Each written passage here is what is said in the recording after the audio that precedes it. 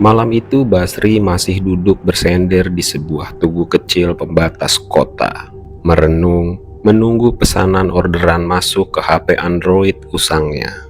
Jam sudah menunjukkan pukul 1 dini hari. Hawa dingin semakin merasuk ke dalam tulang. Sudah hampir 3 tahun Basri menjadi driver ojek online setelah ia di PHK karena pengurangan pegawai di perusahaan tempat ia bekerja. Orderan terakhirnya membawanya ke sebuah gang sempit di Jakarta Selatan 5 jam yang lalu. Istri dan ketiga anaknya selalu tertidur pulas setiap ia pulang ke rumah. Pagi hari, ketika matahari baru menampakkan sinarnya, Basri sudah berangkat bekerja kembali. Tuntutan ekonomi membuat Basri harus banting tulang di atas motornya siang dan malam. Basri sudah mulai merasa lelah menghadapi kondisi ekonomi keluarganya yang tak kunjung meningkat.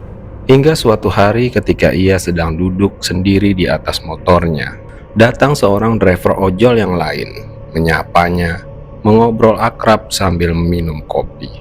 Mereka saling bertukar cerita dari masalah keluarga, pekerjaan, penghasilan, jalur trip, pelanggan, bahkan sampai ke politik. Tak terasa mereka ngobrol hampir 1 jam lebih. Basri mengeluhkan bahwa sudah 2 bulan ini orderannya begitu sepi, bahkan jauh lebih sepi. Membuat ia hampir putus asa. Penghasilannya sekarang ini jauh dari kata cukup. Temannya mendengarkan seluruh keluhan Basri, membuatnya merasa iba. Teman driver ojol itu lalu menawarkan sebuah solusi kepadanya. Di daerahnya ada orang pintar yang mungkin bisa membantunya. Basri sangat tertarik mendengar cerita temannya itu. Otaknya sudah buntu menghadapi kehidupannya. Tanpa pikir panjang, Basri mengiyakan tawaran temannya itu. Singkat cerita, esoknya Basri menuju alamat yang ia dapat dari temannya. Dari Jakarta menuju Bogor ia tempuh 2 jam lebih dengan sepeda motornya. Ia tak menyangka bahwa orang pintar yang ia tuju berada di kaki Gunung Salak, lebih jauh dari perkiraannya. Rumahnya berada di desa terpencil, melewati sebuah kebun teh yang luas dan menyeberangi beberapa jembatan. Hingga Basri sampai, rumahnya berada di tebing sebuah sungai yang menjorok ke dalam, dikelilingi pohon pinus, jauh dari rumah warga sekitar. Dindingnya beranyam bambu dan atapnya terbuat dari jerami ilalang. Semuanya terlihat sederhana, tidak ada kemewahan di rumah ini. Penampilan orang pintar itu tampak biasa saja.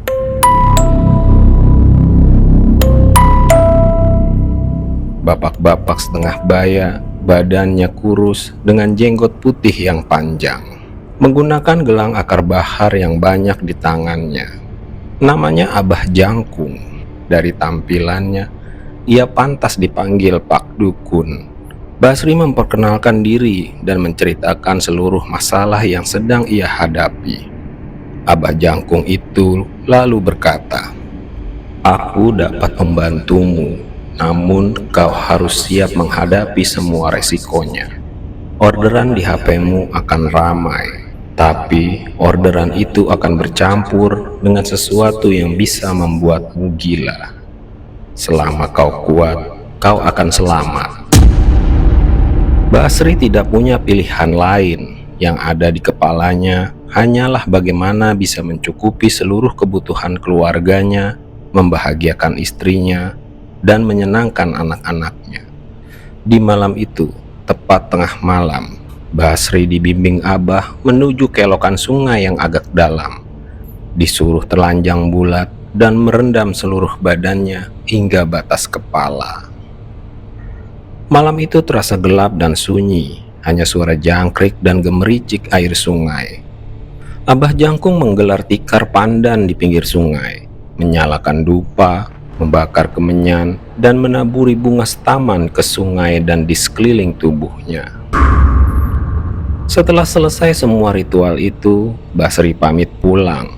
Abah Jangkung tidak meminta apapun. Ia hanya berpesan kepada Basri untuk menaruh seikat kembang melati dan menaruhnya di dalam jok motor setiap malam Jumat, lalu membuang kembang itu sebelum matahari terbit.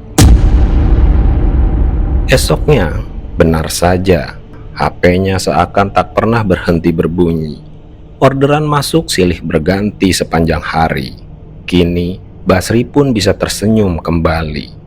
Tapi sesungguhnya perjalanan panjang dan mencekam baru saja dimulai.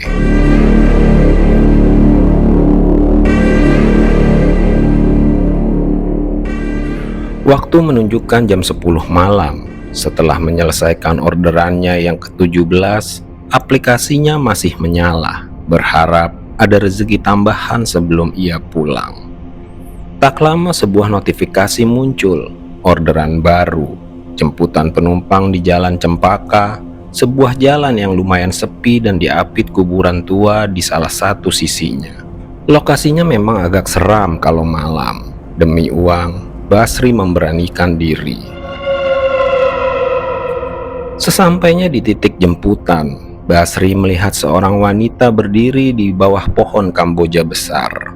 Rambutnya panjang terurai, menutupi sebagian wajahnya. Basri sempat ragu, apa benar ini penumpangnya?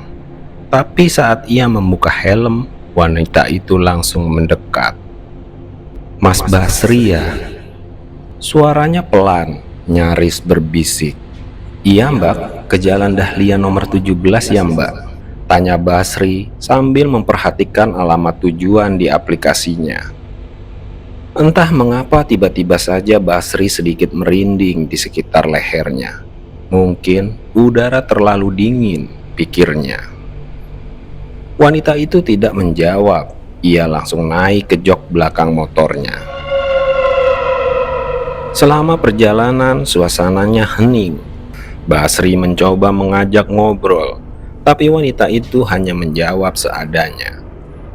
Basri melirik spion, mencoba melihat wajah penumpangnya, tapi rambut panjang wanita itu selalu menghalanginya. Basri merasakan beban motornya sedikit lebih berat, tidak seperti biasanya saat membonceng penumpang. Tapi ia tidak terlalu menghiraukannya. Perjalanan menuju Jalan Dahlia semakin gelap dan sepi.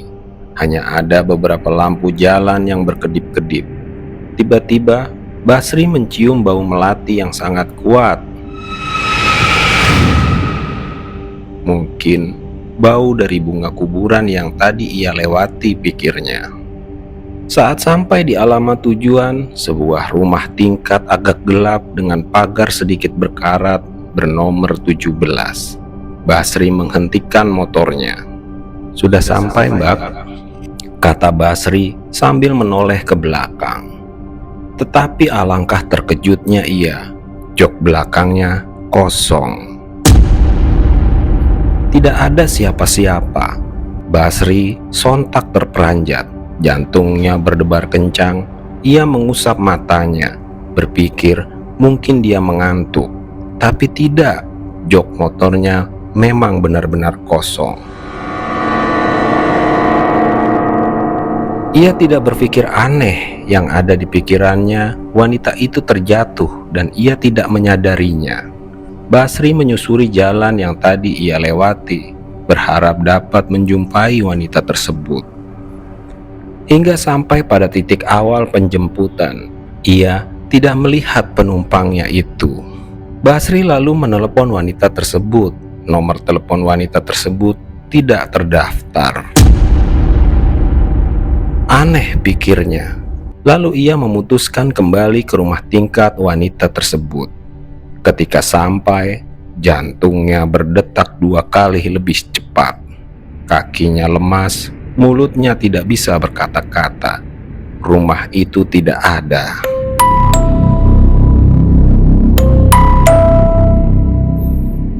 Rumah yang ia lihat pertama kali kini berganti sebuah kebun kosong ditumbuhi pohon beringin yang besar dan tinggi.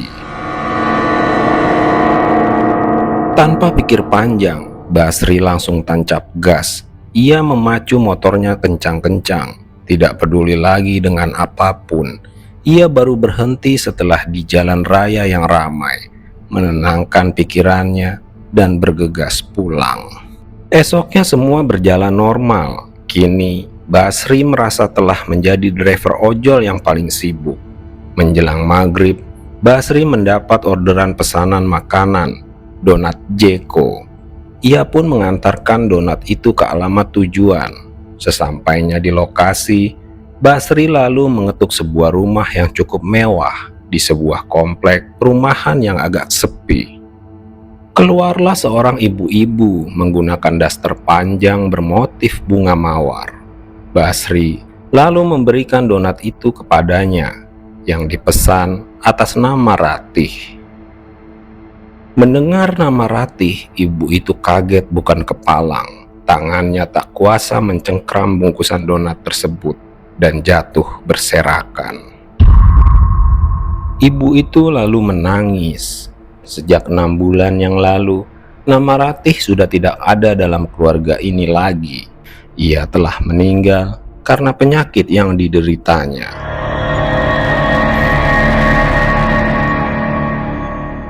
Basri sekarang jadi mengerti apa maksud perkataan Abah Jangkung dahulu. Orderanmu akan bercampur dengan sesuatu yang bisa membuatmu gila. Rupanya ini maksud lelaki berjenggot itu. Basri menyadari kehidupannya sekarang jauh lebih baik dari sebelumnya. Atau paling tidak sekarang ia dapat menyisakan beberapa penghasilan di dompetnya. Hampir setiap malam ia selalu diganggu oleh sesuatu yang tak kasat mata saat ia bekerja. Sebenarnya ia takut menghadapi kenyataan yang sekarang, namun ia tidak mau beban keluarga selalu melilit di kehidupannya. Basri harus tetap bertahan walaupun gangguan itu terus mengikutinya.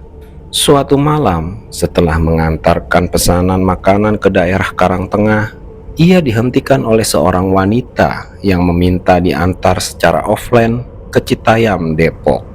Sebuah daerah yang cukup jauh dan lumayan sepi.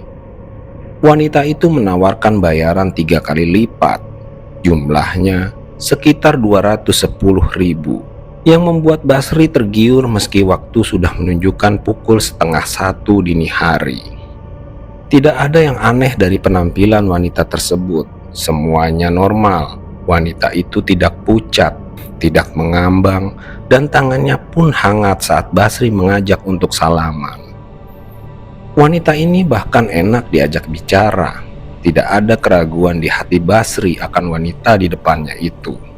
Ini manusia, bukan setan, pikir Basri dalam hati. Perjalanan dimulai dalam kondisi hujan deras. Basri menawarkan jas hujan kepada wanita itu.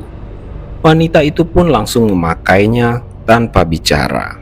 Tapi wanita itu menolak memakai helm, membuat Basri heran. Tetapi tetap melanjutkan perjalanan karena iming-iming bayaran yang besar. Jalanan menuju Citayam sangat sepi dan gelap. Hanya sesekali dilalui pengendara lain. Mendekati alamat tujuan, hujan mulai berhenti. Kini hanya rintik air yang jatuh dari langit. Ketika sampai di sebuah warung kecil di pinggir jalan kampung yang sepi, wanita itu turun dan meminta Basri untuk menunggu. Wanita itu masuk ke sebuah rumah yang terlihat asri, rapih dan bersih di seberang jalan di samping perkebunan pisang. Basri memesan kopi di warung yang tak begitu jauh dari rumah wanita tersebut.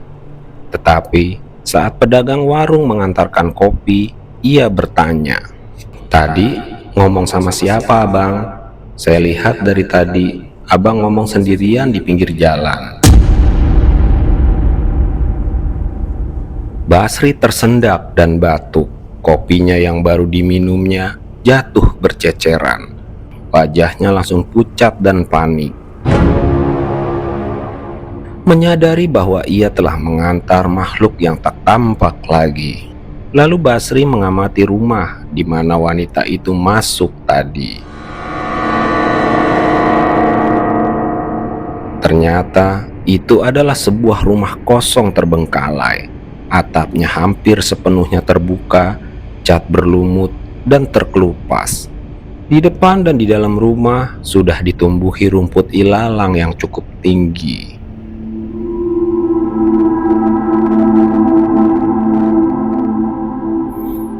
Pedagang warung lalu menenangkannya dan menyarankan agar ia tetap di warung karena hujan gerimis kecil masih belum mereda.